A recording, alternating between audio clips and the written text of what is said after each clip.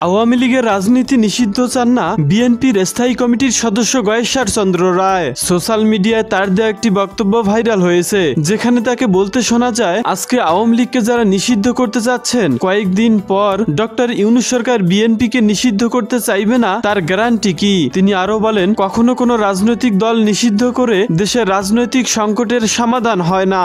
বিএনপির বর্ষিয়ানে রাজনীতিবিদ, ঢাকার কেরানীগঞ্জের সন্তান। তিনি 1 নভেম্বর 1951 সালে জন্মগ্রহণ করেন। সেই হিসেবে তার বর্তমান বয়স 73 বছর। নিতাই রায়চৌধুরী এবং গয়েশ্বর চন্দ্র রায় একে অপরের বিয়াই। গয়েশ্বর চন্দ্র রায় ছাত্র জীবনে প্রগতিশীল রাজনীতির সঙ্গে যুক্ত ছিলেন। 1978 সালে বাংলাদেশ জাতীয়তাবাদী যুবদল গঠিত হলে তিনি যুবদলে যোগদান করেন। শুরু হয় তার রাজনৈতিক জীবনের উত্থান। এরপর চলছে তো অদম্য গতিতে চলছেই। তবে বিএনপির স্থায়ী কমিটির সদস্য গয়েশ্বর চন্দ্র রায় সম্পর্কে আপনার মন্তব্য কিংবা বক্তব্য কমেন্ট করতে ভুলবেন